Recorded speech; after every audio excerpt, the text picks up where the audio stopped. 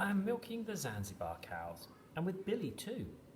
3 of the 6 are in milk, and we think the others may be in calf. Let's hope. Everyone had most of what they wanted off the wreck. There have been some grumbles, of course. It's been fair shares. We've got the cows because we're the only ones who know how to handle them. We've got some corn too. Everyone did. We've rebuilt the cowshed just as it was. Granny May has enough wood for her roof. There's timber stacked up in the gardens all over the island. There's boats being mended, roofs going on. Everyone everywhere is hammering and sawing. Briar is alive again. Granny May will probably be with us until the spring, till her house is ready. She's the same now as she ever was, scuttling about the place and muttering to herself. Sometimes I think she is the mad old stick everyone says she is. She keeps telling me it wasn't God that brought the wreck, that brought Billy back to us, it was the turtle. She rambles on and on about how there's no such thing as a miracle. If something happens, then something has made it happen. Laws of nature, she says. We saved the turtle, so the turtle saved us, and it's as simple. You get what you deserve in this world, she says. I don't know if she's right. I've told Billy all about the turtle. He says if he had found it, he would have eaten it. But he wouldn't have. He's just saying that. We talk and talk. We've hardly stopped talking since he came back. I've heard his stories over and over again, but I want to hear them again and again. I know them so well.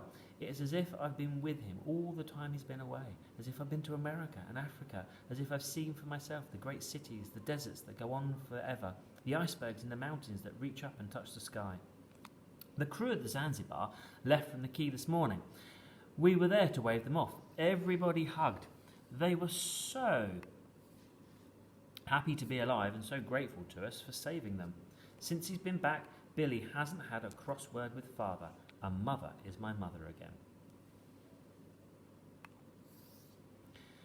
It seems Granny May might have been right after all. I was with Billy cleaning out the cowshed after church when he called me outside. Everyone seemed to be running down towards the Green Bay, and there was a crowd gathered around on the beach. So we left everything and ran. We met Mother and Granny May coming out of the house. There's been a dead turtle washed up, said Mother. Granny May looked at me, her eyes full of tears. We had to push through the crowd. People were laughing. I hated them for that. He was covered in sand and seaweed and they were trying to roll him over, but it was too heavy, even for them. Then I looked again. It was a turtle, all right, but not our turtle. It wasn't a turtle at all. It had been painted bright green with yellow eyes and it looked as if it had been carved out of wood. It was a figurehead off a ship. Billy crouched down beside it and brushed the sand off its face. That's off the Zanzibar, he said. Granny May was laughing through her tears. She took my hand and squeezed it. Now do you believe me, she said, and she didn't need an answer. If it's off Billy's ship, she went on, then it belongs to Billy, doesn't it? No one argued with her. We'll call him Zanzibar, and he can live up in the garden. Now let him be alone. So we heaved him up onto a cart and trundled him home. All afternoon we scrubbed. A lot of his paint had come off in the sea. He's a little bigger than our turtle, but his face is just the same wizened, wrinkled and wise like a 200-year-old man. And he smiles just the same too, gently.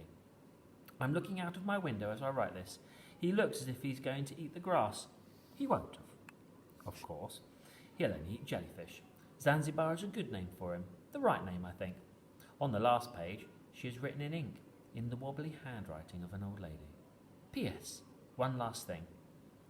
I'm not going to leave Zanzibar to anyone. I'm leaving him to everyone. So I want him put out on the green so all the children of Briar can sit on him whenever they like. They can ride on him whenever they like. He can be a horse, a dolphin, a dragon, an elephant, or even a leatherback turtle. As you know, your great-uncle Billy lived a good long life. When he died, I didn't know I'd manage without him, but I did because I had to. Anyway, we're together again now. LP 1995. I sat there on the bed for some moments, looking at the last of great Aunt Laura's drawings, of Zanzibar on the green gazing out to sea. Sitting astride him is a small girl. The wind is in her hair and she's laughing out of sheer joy. From outside the window I heard peals of laughter. I leaned out.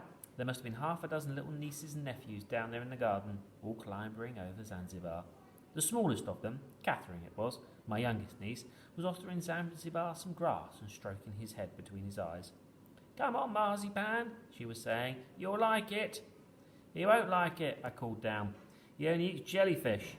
She looked up at me, squinting into the sun. How do you know? She asked. If you let me sit on him, I said, I'll tell you. I'll tell you where Zanzibar came from and how he got it here. Everything. All right, she said.